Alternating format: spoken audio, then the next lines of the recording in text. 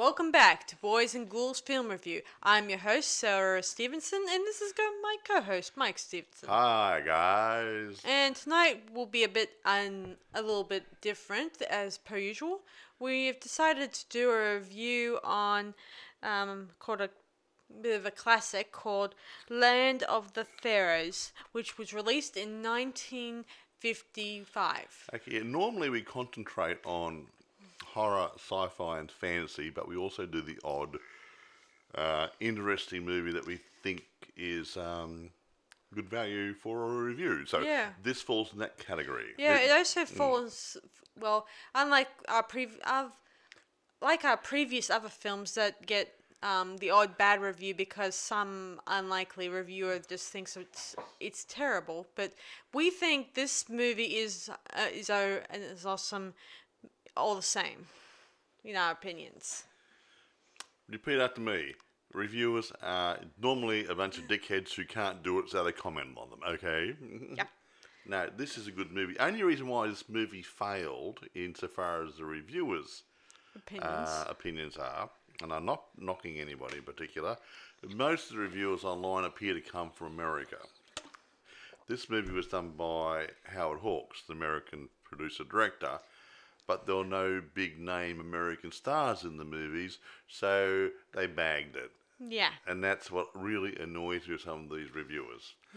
Oh, Rock Hudson wasn't in it, or so-and-so back in those days, so it's a crappy movie. Or John Wayne. Or Clark Gable, or whoever was really popular back in those days. Yeah. Well, even though Dean Martin. Dean Martin, whatever, he was, Jerry Lewis, whatever. Point is, they had English actors. Jack Hawkins and Joan Collins were two main actors, they were English.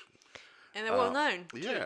The reviewers can be full of crap sometimes, and I'm really sorry to say that. They should get off their high horses and evaluate the movie for what it is. It's a good product or a bad product. I don't care if Martians are in it. Me neither. I don't care if it's full of Italians or Chinese or English or what. I'll evaluate the movie for what it is. Exactly. And I'll say it's a good movie or a bad movie. We try not to review bad movies, but we do mediocre ones occasionally and say, well, not really great, but had some good points to it and yada, yada, yada. Yeah. And that's what reviewers Another should thing do. I like about this movie, it makes me think of Cecil... Cecil B. DeMille? Yes. The guy who made the Ten Commandments movie with Charlton Heston in it. I reckon that was a top movie. And I think back in those days, you had things like, for those religious people, you had King of Kings. I don't know who made King of Kings. And you had things like Ten Commandments. You had Ben-Hur. These biblical epics and other movies, big epic movies, they were great. They took you away to a distant place in the past, and these guys made you feel like you were there. Like the one there of the Moses one, Ten Commandments. Ten Commandments. The Bloody Red Sea was done in a car park. You would swear blind it was out in the desert somewhere, and not actually going through. The water. And not to mention, they had to use different. They kind of layered it with many different ways of, water layers mostly throughout. Yeah, I think they had a trick from it. They did. Yeah. They did something. I can't remember. They did the water sideways or whatever, and they turned the film around. They did something really weird to make it look like the water's pooling up on the side. And while so many filmmakers... Are we going to review this movie? Yes. And while so many filmmakers have, over the years, have gone ahead and made their version of the rising of the Dead Sea water. Yeah. I think Cecil B. got it right. Yeah, Cecil DeMille, he did it. Cecil B. DeMille. Cecil B. DeMille. He did it okay. So let's move back to this film where let's go. We did go off a bit of a tangent there, but it's we like these old movies. Yeah, and, these guys. I just don't like the reviewers. Yeah, these guys, they had it great from the start. They started just from scratch. That before CGI became they had to do it the hard way. These wet film, manual special effects, whatever. Yeah, whatever really is at their fingertips. Yeah, exactly. And sometimes they're innovative and had to make up what they're doing as they went along. Yeah, that's what I like about it. I love the creativity, and that very creativity is still stored in somewhere in Hollywood's studio somewhere. And actually, the one thing about this movie too, before we get into reviewing it, they actually did it on location. They actually did it in Egypt. Yes. Some of the soundstage stuff was done in Rome instead of going back to America. And most of the extras running around, there were thousands upon thousands of them, they were Egyptians. They weren't Chinese, Americans, English, Australian, whatever. They were actually, a lot of them were out of, at least half of them were out of the Egyptian army, I think, Yeah. from memory. So Nice they of actually the, had locals in the movie being Egyptian. Nice of Gee. Egypt for government to do that for them. Well, they probably got paid a few dollars for it, but the point remains is they kept it. They kept the feeling of it. They did it on location and used the local people who looked the part. Okay, who stars in this aside I'm glad you for asked. Jack Hawkins and Joan Collins. James Justice? No, not James Justice. James Robertson Justice. That's Okay. his full name. No, that's where it gets on to what I was saying before. Okay, I'll go through the producers, directors first. Produced by Howard Hawks. Directed by Howard Hawks. Written by Harold Bloom, William Faulkner, and Harry Kernitz. Yeah. Production company was Warner Brothers, and they distributed through Warner Brothers. It broke even, pretty much, almost broke even at the box office. And that again gets back to what I'm going to tell you about the cast in a minute. Okay, here we go. Jack Hawkins played Pharaoh Khufu, which is the Cheops, Khufu, same guy. Joan Collins played the main female lead as Princess Nellifer. She's also the villain in the story. Yes, okay. Don't tell the story while I'm going through the cast, okay? Okay, go on. All right, thank you. Dewey Martin, I don't know what Dewey Martin did after this, but he played Center, which is James Robertson Justice's son, but I'll mention him in a minute. James Robertson Justice, he played Vashtar, who was a prisoner who was brought back to Egypt after some campaign, and because he's so talented, they got him to design and oversee the construction of the pyramid. Alexis Minotis, I think is the right pronunciation, plays Hamar. He was the head priest in Pharaoh's household, whatever, in Cairo. Yeah, wherever it and a was. loyal friend to the And Pharaoh. a loyal friend. They grew up together as friends, and he worked for him, and they loved each other as friends, and he tried to protect him as best he could. But anyway, irrespective, I won't go on to anybody else here because they're all, to me, unknowns. However, there's somebody called Sidney Chaplin. Now, Yeah. I'm not sure. Is that Charlie Chaplin? Yeah, the that's boy? Charlie Chaplin's son, Yeah. and he went on to doing a bit of a role in this production. He did a couple of roles. He wasn't a big mover and shaker in the movie industry, but he did the odd his role. dad was more the bigger movie shaker Yeah, before he went off to live in exile. Yeah, he played a good guy, but he turned into a bad guy in this movie. Anyway, Sarah will tell you the story momentarily. I suppose this was made, like I said before, as a big epic movie, so along the same lines as the Ten Commandments, Ben-Hur, and the Robe, and all those biblical, epical sort of things. So I reckon it's a top movie. So we're gonna go into it now. Yeah, when this movie was just so before I begin, when this movie was completed back in the 1955, the Egyptians refused to distribute it in their area because they thought it didn't capture the story. It wasn't historically accurate. A movie is a movie usually based on an idea, and then they build a story around it, and that they didn't like because it was fictional. Yeah, back then, So that's I the way it don't know goes. how many Yeah. movies back then, but they probably didn't always 100% follow the stories or history You're accuracy. missing a point. Yep. It is not an historical drama. It was never written as an historical drama. It was a fictional telling of a story about the building of the pyramid. Fiction doesn't have to stick to truth. You take a little bit of history and a few other things, throw them in there, and then you write a good story around it. Right. Look at the Da Vinci Code. Won't go there. Yeah, and so you have a point, Mike. So Yeah. moving on, I'll talk to you guys about this movie. So I'll start at the beginning. Our Pharaoh arrives. Well, the story starts off as a narration from the head priest. Hamar. Who's giving a bit of a detailed account of The Pharaoh's life and how he's come back from his major campaign in another area, where he's come back with treasure and prisoners, stuff like that, and everything. And Any frequent flyer points? Oh no, but no. anyway, among the captured is the architect Vashta, who try to help the survivors try to fight during this war. Yeah, and but something went horribly wrong, and the Pharaoh wins.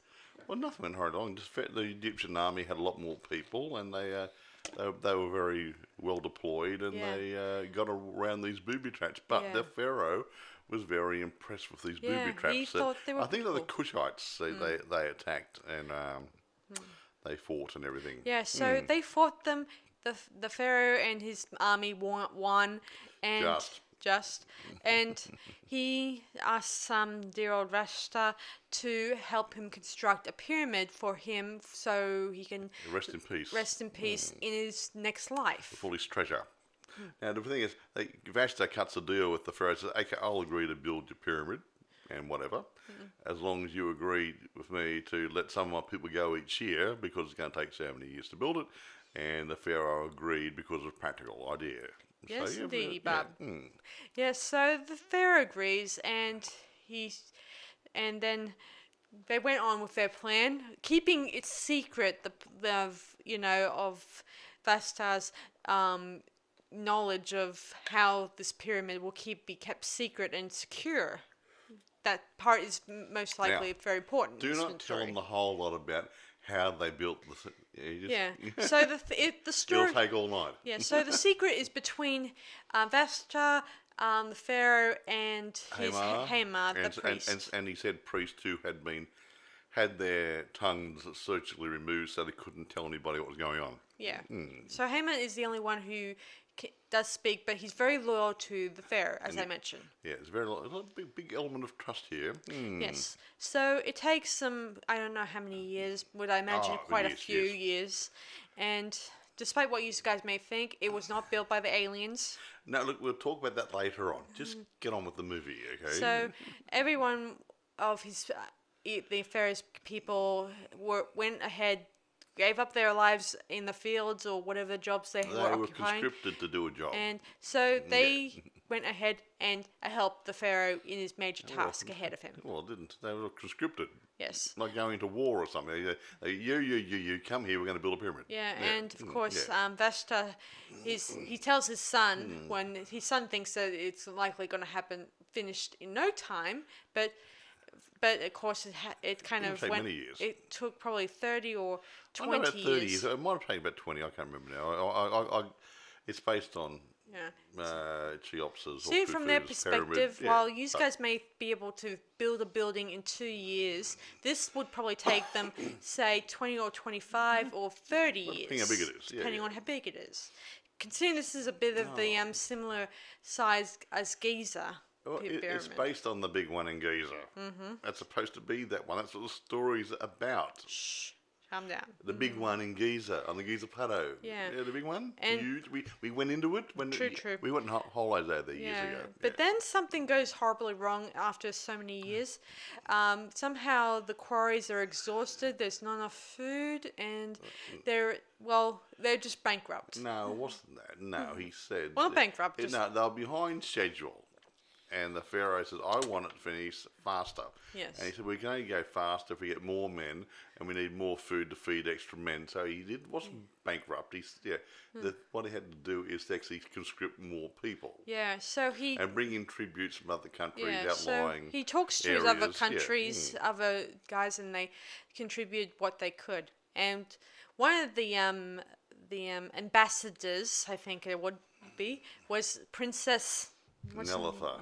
A very sly, very stubborn, Joan Collins. Beautiful princess. Was she from Cyprus? No, Cyprus. Yeah. She's a total, absolute.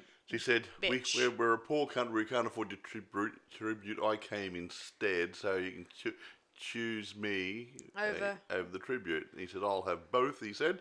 And But she says no. You have to choose one, and he chose her. Oh, yeah, And nice. she became a favorite of the Pharaoh, and He probably married a few. her. He used to have second wife number 2. Yes, he's already has his first wife, and they have a son who's probably about 10 years of age. Yeah, Zenon or something. Is Yeah. Yeah. Yes. Anyway, she, of course, the princess finds out about the treasure that the Pharaoh has, and it's beautiful. So And she's greedy. and she wants the treasure all to herself and all that, and she who wouldn't? yeah, and she schemes with the Pharaoh's guard. What's his name? Buglugs. Wait a minute. Trenna. So he's one of the guards there. Not sure which. Anyway. He was a guard of the Pharaoh's treasure rooms. Yes. Yes. So they begin to scheme together about trying to kill off the Pharaoh and kill off the queens in order to make her head of the state. Yeah. Well, see, actually, you missed something in the movie. She wasn't going to become queen. She would be like the little boy would become.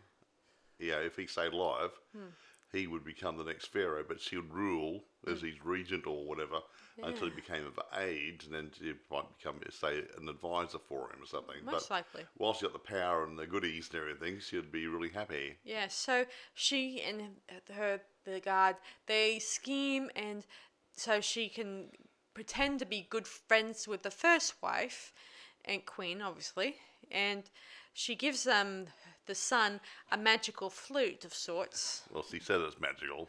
And this flute is, that can summon snakes. And Snake charmers, yeah. yes.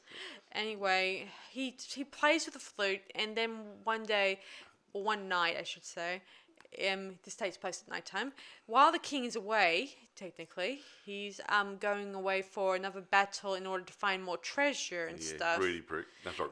And while this is happening, his son is playing with the flute, and as his wife is making sure that he's getting ready for bed, she sees a snake that's prowling near her son, and she jumps on top of it before it save a little boy. Yes. Ah. Yes. Of course, we hear a scream, and Haman, who is Hamar, sorry, hears about this from some of the servants, and it's up to him to investigate and find out what may have happened. Even though he suspects he never trusted Nellifer. That Nellifer was responsible for this. Yeah, exactly. And anyway, never say Nellifer again. No, I was going to say never say Nellifer again. No, I was going to say never trust the good-looking babe. He said, take me instead of all the treasures. Yeah, what's that? Wait a minute. Yeah. So anyway, meanwhile, while all this is happening, Vesta, the head architect, his eyesight is failing him. Not a lot, but he just starts to read too good at night time because he's been working under too much candlelight. Yeah. See, he's been he has to work inside the temple now, which means, inside the pyramid, and that will require torchlight and whatnot. So his son, Buglugs. So his son Buglugs helps his son him. not Buglugs. And of course they try to hide the secret, His but name's Senta. Yes, so Senta agrees to help him, but he soon gets found out by the Pharaoh and all the others. There's an accident inside the pyramid, and there's nobody around, so Senta has to help the Pharaoh out, and the Pharaoh didn't actually know the way. Because he doesn't need to know the way. Yeah, as a special award for Seta's help, he gives her his servant of the household. You have anything like treasure, own palace, whatever? No, I don't want any of that. But he said, I'll take that little girl over there. She's really cute. She's really cute, and he kind of falls in love with her, and I imagine he thinks maybe one day they'll get married, maybe. I reckon they got married. They didn't say they did, but they pledged themselves Again, to each this other. is not about them. It's mostly about the pyramid. And the Pharaoh and stuff, yeah. So, moving on, let me see. The Princess Nefer then sends her servant to go to the Pharaoh to get him assassinated. Yeah, so he's going to sort of sneak up on him at night and ram a dagger through his chest or something or other, but it didn't work out real good. Yeah, well, he did get stabbed, but luckily enough, he was fast enough to up and handed him and kill him. Yeah, but the the Pharaoh got a nasty wound, not Stomach totally mortal, but over the next few minutes of Sarah's telling the story, you'll find out what happens to poor old Pharaoh. Yeah. Anyway, so he hears that. Well, he knows right away that the princess is aware that he's aware that this servant belongs to Princess Nefra, and he and a couple of his guys head back to Egypt, and in order to confront her. They were in Egypt, I think. Yes, they were still in Egypt, but they were a long way away. A little long way away. And 5 days ride or something. yeah, so he heads inside. He's still has the wound, and it's probably very badly punctured. The ride didn't help on the camel. No. So he then confronts her, and she accuses the guard of conspiring the whole plot. Yeah, not her. She tried to say, I'm innocent. It's all his fault. He's trying to do that. Yes. But she was lying. Yeah, eventually the Pharaoh kills him, and as he lies dying, and he's a little blurry. Wait. He kills the other guy, Buglings. Yeah, he then notices right away while he's talking to her she was wearing a special jeweled necklace that he advised her not to take. Because there's any special hoard that could be buried with him. Yes. So while the Pharaoh's lying on the ground slowly bleeding to death, and the other guy's dead with a sword through his chest, he realizes this, and he realizes he's been betrayed. And then he passes away. Yeah. And he wasn't a bad fellow. Vashta hears about this, and he knows deep down that now that this has happened, that their time is very short. Well, yeah, the pyramid's just about to finish. He said, well, only got a little bit of work left to do, and I was hoping for a bit of time to live, because the deal was he could stay there and stay alive as long as the Pharaoh lived. Yeah. And the Pharaoh is now dead, so, well, as soon as I finish work here, I'm going to be either killed or walk in the tomb and stay in there and get buried alive, or whatever was the agreement. So, yeah. So anyway, moving on. While the funeral procession is on your way, Princess Nefra tries to go. Nefer goes down to the treasure room and finds it completely empty. And she's shocked, and she says that she is the ruler at this moment, and she demands this treasure to be returned. And Hamar says politely to her, "You're not the queen until you actually give the order to bury the Pharaoh in his tomb, and then you become queen." A certain catch-22 there. And she said something to her. You don't like me, do you? He says, no. He says, well, blah, blah, blah. The feeling is mutual. And he said, but you have nothing to worry about, because part of the deal is when Pharaoh's tomb is sealed, I'm going to be staying there and dying with him. Yeah. And going to the other world, along with all the other priests who help make it. Yes. So that's commitment. Yes, so anyway, she is annoyed by this, but she totally agrees with this. That's okay. I'll go there. I'll lay and rest, and I'll take all the treasure out of the tomb. Yes. Later that night, Vashta and the priest and his son said, what's his name again? Senta are just laying the final bits and pieces to the pyramid itself inside. And of course, Haima tells them that you don't have to die in the pyramid with us.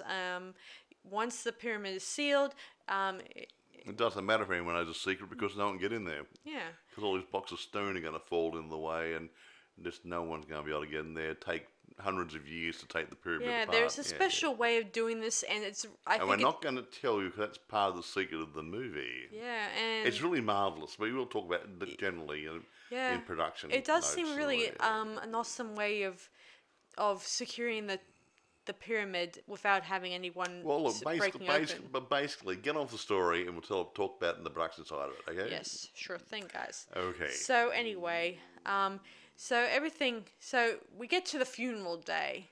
Everyone is there, and of course, peanuts, popcorn.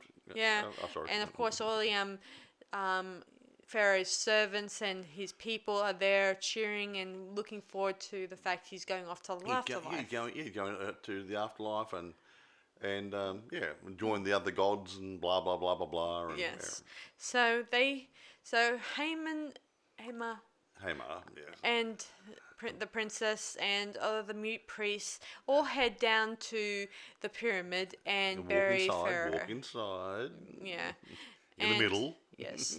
They bury Pharaoh, and and Haman turns to her saying, "You must give the order to do the burial thing." The seal sarcophagus. And she says, "The order is given." Bam. And this big stone drops down to seal sarcophagus in a big block of granite. And now, while it's coming down, it sets off a chain reaction of all these other stones through the pyramid. And what happens is it lowers all these other stones into place to block all the entrances and exits. And she had no idea about this. Yeah, and while this is happening, once the sarcophagus was sealed, she assumes that she could just walk out there. The treasure. But she notices the sand running through the area, and she sees these stones coming down, sealing off, like sliding doors. But yeah. Anyway, she screams and yells at Haman to show her the way out, yada yada yada. He says there is no way out. And he says, "This is what you lied and schemed and did whatever you had to do. This is your kingdom." And she screamed and pleaded and cried that she didn't want to die, all that stuff. And she collapsed on the floor crying. Boo-hoo. Yeah, don't give me pity on that one. Hey, would it be crocodile tears? I don't think Egypt. so. No. Anyway, outside,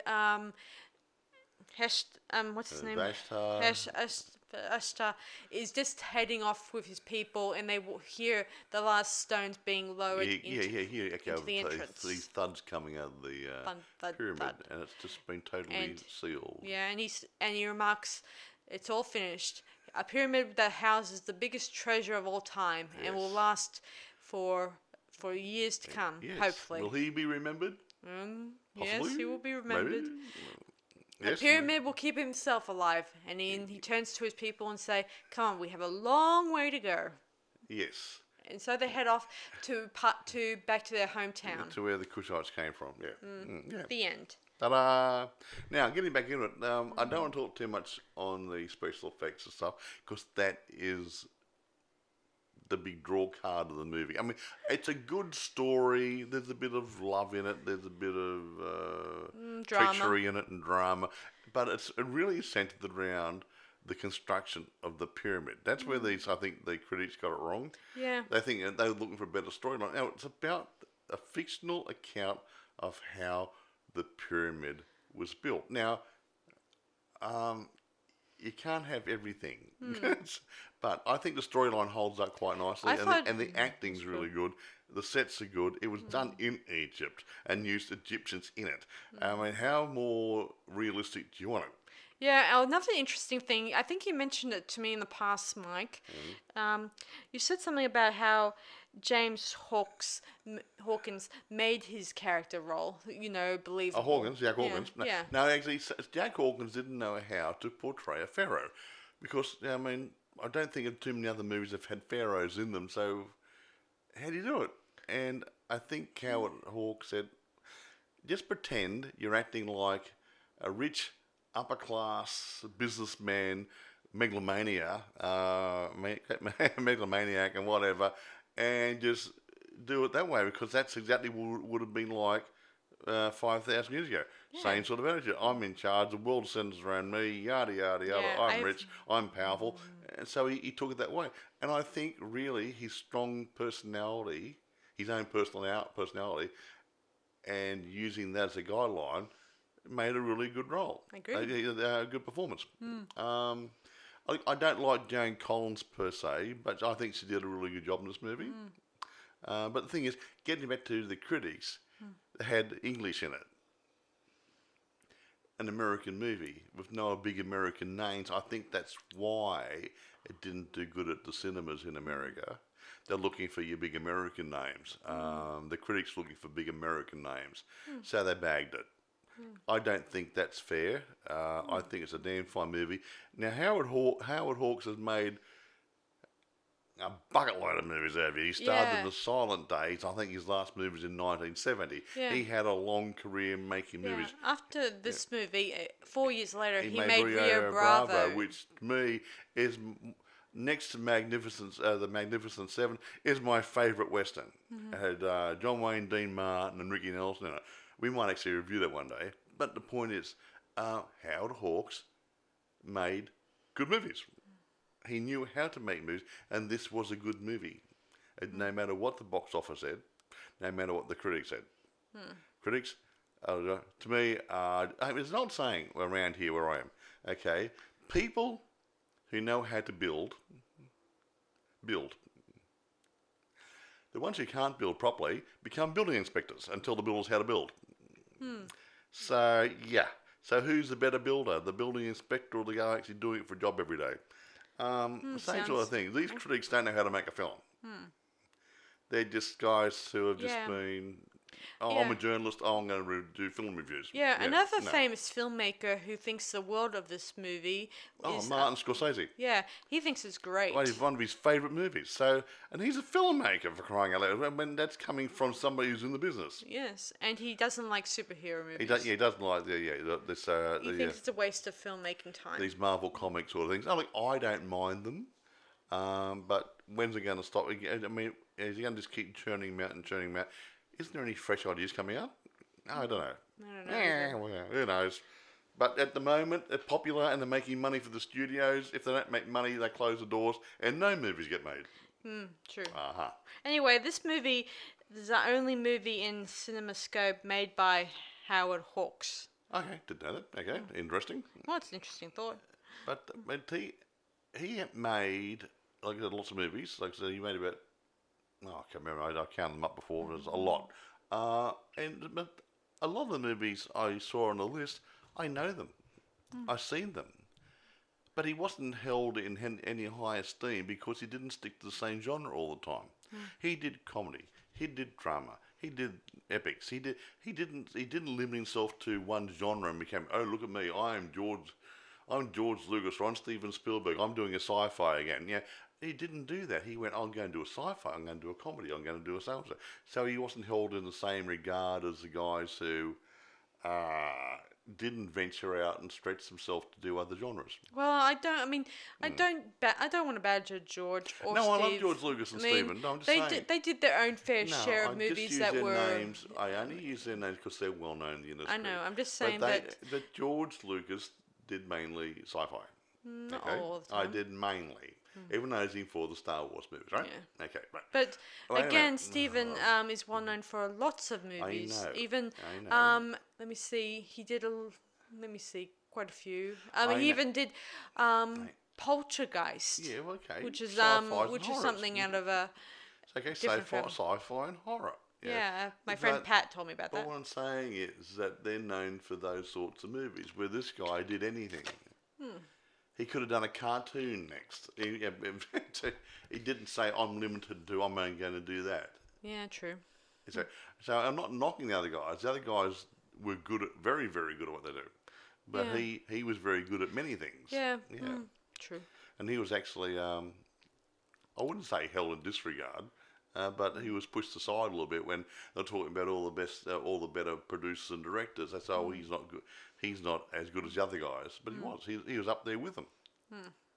But it's just his peer group or the people in Hollywood. The other guys said, well, he's not doing the same stuff all the time. He's jumping around like a jackrabbit, so whatever. But the other guys are really putting out good stuff. Yeah. Like Alfred Hitchcock, he did suspense, thriller, drama sort of movies. Yeah, he didn't go out until he did Psycho and did a horror movie. And look at Hammer. I mean, Hammer Films. They did a mixture of horror, drama, thriller, sci-fi. I think they started off with sci-fi at one point. And so when people get weird about people who are stretching themselves to do other things, and I think they should be patted on the back and say, yeah, keep doing the good work. But anyway, he was overshadowed by the other guys. That's all. But he was very good. Yeah. Anyway, should we raid this movie now? Actually, I am going to just touch on something. I wasn't going to beat the drum on archaeology or Egyptology. However, over the decades, I've been interested in archaeology, Egyptology, and I've actually been to Egypt. I've been inside this pyramid that was based on. Okay, I've actually We been both in it. have. We have both of, yeah.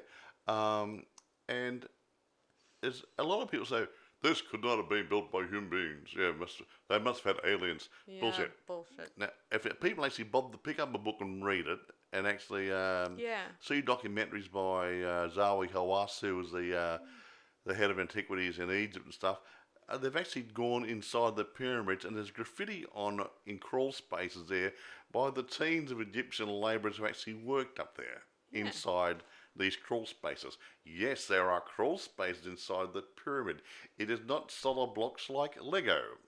There are the main parts are all in there, and then they've got loose rubble thrown in there, the same way we would do it. And it is not a perfect square base. It's not there to the nth millimeter. It's not. I haven't got the measurements here. I checked the measurements. It's actually out significantly. But it looks square because of its sheer size. Yeah. They made mistakes making pyramids. There's a bent pyramid. They got the angles wrong, so they changed the shape of the sides. There's a cracked pyramid in there, which couldn't stand its own weight. Yeah. There's hundreds upon hundreds of pyramids, maybe thousands, I think, remember, pyramids made in Egypt. They can't all be made by aliens. Yeah. And I like to think that I mean, you guys may look at sketches of how the pyramids got made, but they're not always 100% accurate. I mean, most of those photos, those sketches you see, would show just 10 people carrying a stone, but it actually could be like more than that. You can't really take detailed sketches back then. The guys aren't going to do. I'm going to say it took 100 people to move the stones. I'm going to do 100 images. Back then, they didn't exactly have perspective on how many people may have drawn, did this sort of thing. No, they just did impressionism. But impressionism. But you look at stuff like, but some of the old papyrus and different things actually show you how they did it. Those sleds they actually pulled these big blocks of granite on. But some people say, you can't do it that way. We can't even do it for tractor. You got 100 people pulling on ropes there. A person is usually standing on the front of the skids and pouring water in front of the skids to make it slide better. Considering this is sand, guys. Yeah, they have to put water on there. They're pouring water to dampen it, and that would slide across the sand a lot easier. The sand wouldn't bunch up in front of the skids. Just like going skiing, folks. It works. Yeah. Very handy. So they did do it, but there's still some conjecture on how they actually got the blocks into place, whether they use ramps and stuff, or because they don't know that. But in this movie, they used a big ramp. It may have worked, it may not have worked. I don't know. And they probably did put the blocks on boats in order to they did. They carry floated them down from Ashwan in different places. Using the many bodies of weight to get the blocks onto the boat. They use they did have a lot of manpower and woman power. Had the manpower, but they had the knowledge of geometry and what do you call it? Not physics. Physics? No, physics. Yeah, is that right? Yeah, we're about fulcrums and pivot points and whatever, and they used all this sort of stuff. Yeah, meaning this stuff has gone. Been around for centuries. I mean, I could flip a car over with a big pole and a big block or two, and I can flip it over by levering it with a big lever. One person, and the car's worth a ton or two. Yeah.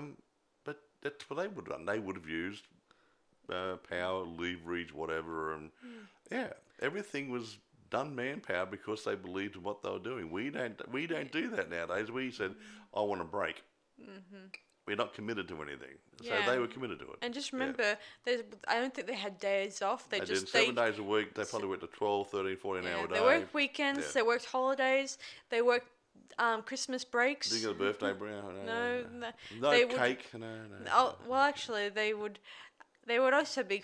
I read somewhere the people who worked on the pyramid, they were paid in food. Well, they fed them so they wouldn't die. Yeah, it's a nice gesture. No, that was their pay. They had a roof over their head, or some palm leaves, and some food to keep them going. They didn't get any money. It wasn't paid. It was keeping going. Yeah. Anyway, I think it's an interesting approach to the movie. So they did do it, but anyone who thinks aliens did it, reality check time, read some books. Yeah. Okay? Don't Yeah. make it up as you go along. Okay? Yeah, and imagine that just remember it's a very big populace back then, Yeah. and they probably had lots and lots of people back then. Look, the first pyramid was a flat tomb called a mastaba. I think was that the right pronunciation? Mastaba tomb. A flat square. Okay? Yes. Now, there's a pyramid at Saqqara. It's a step pyramid. And that started off as a mastaba tomb. And they put layers on it, decreasing layers. And it became one of the first pyramids. Exactly so. And that's how the idea, but it's actually the idea of the pyramid started in another country. I just can't remember at the moment. And they got ziggurats, I think it's the right pronunciation. They were tall, pointy structures, and they took that idea and took it back to Egypt, and they started making their pyramids. Yes. Mastaba tombs became pyramids, and they were mud brick pyramids back in the early days, and then it became granite. Yes. They learned how to do stonework quite well using the rudimentary tools they had, and geometry and all the other good things they inherited and gained from, I think, Greece. They learned all this stuff. They had all this knowledge. Yeah, a lot of people have swapped architecture, knowledge, and let me see, art. Yeah, That's why their art usually changed over a certain period of during some time. But anyway, it's not about archaeology, but I just want to just get people, open your eyes, read a book, go online if you do, find some real information, and don't go by some weirdos say, oh, aliens did it and blah, blah, this, we and couldn't the do it. Nephilims, yuck. Yeah, I'll forget Nephilims. Nephilims are in the Israeli part, okay? We're talking about Egypt at the moment. But okay? a lot of people keep bringing those up. The It's Nephilims, conspiracy okay. theories. Leave the Nephilim out of it. That's more of the Christian Bible stuff. We're talking about Egyptology here at the moment. Okay. And no race of giants helped them put them together. There's no big fingerprints or thumbprints on the blocks of stone. If you guys seen any of those weird footage things, just bear in mind I'm a photographer and I do a lot of Photoshop, and I know the difference between real and fake. And actually, there's okay. We want to get onto this. Okay, you mentioned Nephilim before. Okay. Somebody some years ago had a photo contest on about doctoring photographs or something or other. I don't know if they're making giants or something or other, and they actually went through and people made up these images using Photoshop, and they look real. And some other people thought they were real or purported, made out they were real, and floated them through the internet saying these are pictures of real giants that existed. These archaeologists have been digging them up and whatever, but hasn't been released anywhere. Of course, they don't want anyone to know about it. What a load of crap. And then we saw somewhere about the same time, we saw the Photoshop guy actually creating the main images being circulated, and how he got 2 or 3 different images and resized everything and made it look like digging up a giant. Yeah, I even took the liberty of doing my own at one point, just to prove a point of my own. So don't believe all the crap you see and hear about on the internet. Yeah. If it's a good site, look, I look at medical stuff and I go to the Mayo Clinic site mainly, okay? Because there's so much contradiction out there. You find a good site, you know it's coming out nice and clean and truthful, whatever. Use that site and disregard the other rubbish because it's just misleading you, Yeah. So anyway, do you want to rate this movie now? Oh yeah, 10 out of 10. I like his big epics. Yeah, I've rated 10 out of 10 because of the architecture, the accuracy, the story's detail work. The story about the pyramid is great. The other bits are side stories. I know, but that's good. But if you go in and then look at it with an open mind and don't say they didn't do that. Yes, they did. Okay, have a look at how they did it, and they thousands of people. They would have had thousands of people there. Yeah. That's what they did. Yeah, I just think it's really good. I just think that I like the idea of how it may have been constructed, like that many people working on a very big film a very big film project. They had cameras back in those days. Working on a very big pyramid like that. A community project. Yeah, I mean. It seems really accurate that many people may have worked on a film that pyramid project. Exactly right. Hey, that first pyramid scheme. Sorry. Maybe that's the expression came from. No, that's what it was, yeah. That's, when joke at the top, North people down the bottom. Yeah, it's a pyramid scheme. Yes. That's a joke. Yeah. But anyway, yeah, it is an eye-opener. And it might stimulate some of you to actually go and read up on archaeology and Egyptology and stuff and actually find out what really is going on. There are lots of books out there, and they will tell you what went on. Yeah. There are some good documentaries done. I've got one I can't remember. Yeah. Remember, guys, architecture and building back then came from somewhere. Yeah, not just automatically let's build a house type of thing. Well, the fetal pigs. Yeah. But no, I can't remember. There's books I got here. I just haven't got. I can't remember at the moment. But there are books out there explaining how it was done. Yeah. And there's a couple of loopholes. They just can't. They don't know because they weren't there. They just got to guess some of it. But everything indicates, like I said, they've got graffiti inside, different levels. Eventually saying team number so and so or team whatever, we're up here and it's so much day or the year of such and such or rather, and they've actually documented as a diary sort of thing in graffiti inside the pyramid crawl spaces. These people are not idiots. The Egyptians, they were very They're very advanced talented race back then. Yeah, and they were one of the advanced races at the time. You had the crikey, the big library at Alexandria. Well, who did that? Did someone bring it in for them? No. And that was back in thousands and thousands of years ago. And they had a big library, scrolls and everything. And that obviously got decimated by an earthquake. But you don't hear everybody else having to do a great big library back in those days. So they must have been. And the medical guys weren't too bad for their day. Yeah. They didn't have knowledge we got today. But for what they had back then, they were quite good. Yeah, they did have a good knowledge of what's it called? Astrology? No, not medical knowledge. Anatomy? Anatomy, that's the word. They knew anatomy before the people in the Renaissance. They knew more about it back in those days than the Renaissance people. They had a few things wrong. They thought the heart was the center of the heart. And I think the human being, not the brain and stuff, and the other day, me and Mike went to a wax museum, and the guy showed us a wax imitation of a mummy, and he explained why the brain has been removed from the skull. He says that they assumed that the brain was actually snot. Well, yeah, because that's where the Egyptians believed back in those days that the heart was the center of the human being. Everything was controlled by the heart, and the brain was just a snot factory. Yeah, so which is rather interesting, but they did not. The brain did so.